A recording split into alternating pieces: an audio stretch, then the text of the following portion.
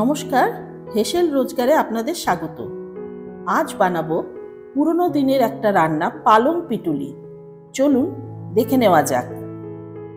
এর জন্য লাগবে 1 পাঁচ পালং শাক, ছোট বেগুন 400 গ্রাম, কাঁচা লঙ্কা ঝাল অনুপাতে দেবেন, 1.5 খানা পেঁয়াজ আর চালের গুঁড়ো 2 টেবিল চামচ। গোবিন্দভোগ চালের গুঁড়ো হলে বেশি ভালো হয়। পালং শাকটা ভালো করে ধুয়ে ছোট করে কেটে নেব। এরপর বেগুনটাকেও কেটে নিতে হবে। বেগুনটা খুব ছোট কাটবো না, মাঝখান দিয়ে চিড়ে 1 ইঞ্চি করে ডুমো ডুমো করে কাটতে হবে। পেঁয়াজটাকেও কুচি করে নেব।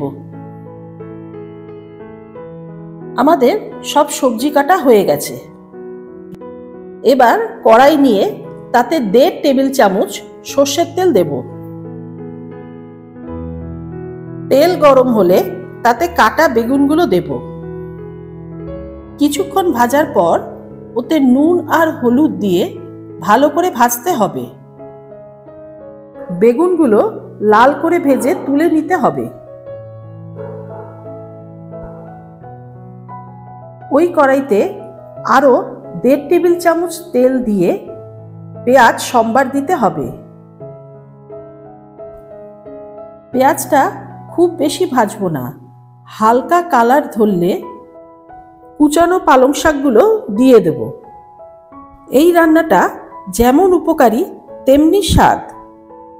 কিছুক্ষণ পালং শাকটা নাড়িয়ে কাঁচা লঙ্কা, হলুদ আর নুন দেব। নুন দেওয়ার জন্য পালং শাক থেকে প্রচুর জল ছাড়বে। যখন জলটা বেরিয়ে আসবে আমরা ঢাকা দিয়ে দেব, যাতে পালং শাকের ডাঁটাগুলো সেদ্ধ হয়ে যায়। ঢাকনা খুলে জলটা টেনে নিয়ে ভাজা বেগুনটা দেব। ভালো করে মিশাতে হবে। এবার এতে স্বাদ অনুপাতে চিনি দেব। নুনটা আগেই দিয়েছি। ভালো করে কষিয়ে জল কমে আসলে এর মধ্যে চালের গুঁড়োটা দেব। চালের গুঁড়োটা ভালো করে মিশিয়ে জলটা যতটুকু আছে শুকিয়ে নেব। জলটা টেনে গেলে যখন তেল বেরিয়ে আসবে তখন গ্যাসটা বন্ধ করে দেব। আমাদের পালং পিটুলি তৈরি। খেয়ে দেখুন, খুব ভালো লাগবে। রান্নাটা ভালো লাগলে প্লিজ সাবস্ক্রাইব আর লাইক করবেন।